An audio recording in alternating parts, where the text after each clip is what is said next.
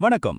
வாங்க இந்த அசோக் நகர் 3BHK வீட்டை ஒரு சிறந்த லாங் டேர்ம் இன்வெஸ்ட்மெண்ட்டா பார்க்கலாமான்னு இந்த விளக்கத்துல அலசி ஆராயலாம். நீங்க ஃபர்ஸ்ட் டைம் வீடு வாங்குறீங்களா? அப்போ உங்களோட நீண்ட கால முதலீட்டுக்கு இந்த 1.5 கோடி ரூபாய் வீடு செட் ஆகுமான்னு பாப்போம். இதோட ஆரம்ப விலை 1.5 கோடி ரூபாய். ஆனா நிஜமாவே இந்த முதலீட்டுக்கு இவ்வளவு மதிப்பு இருக்கா? எது இதை தீர்மானிக்குது? 3BHK, கார் பார்க்கிங், கிழக்கு வாசல்னு பேசிக் வசதிகள் பக்காவா இருக்கு. ஆனா நாம இன்னும் கொஞ்சம் ஆழமா பார்க்கணும், சரியா? இப்போ ஒரு சுவாரஸ்யமான விஷயத்த சொல்ல போறேன். ரியல் எஸ்டேட்லயே ரொம்ப முக்கியமான ஒரு நம்பர் இதுதான். அதுதான் 600 சதுர அடி UDS, அதாவது பிரிக்கப்படாத நிலம். உங்களோட உண்மையான நீண்டகால லாபமே இந்த நிலத்துல தான் இருக்கு. லொகேஷனை பாருங்க. அசோக் நகர் 33வது தெரு. அன்றாட வாழ்க்கைக்கு தேவையான எல்லாமே பக்கத்திலேயே ரொம்ப வசதியா அமைஞ்சிருக்கு. அமைதியான ஏரியா அப்படின்னு சொல்றதே ஒரு பெரிய பிளஸ் பாயிண்ட்.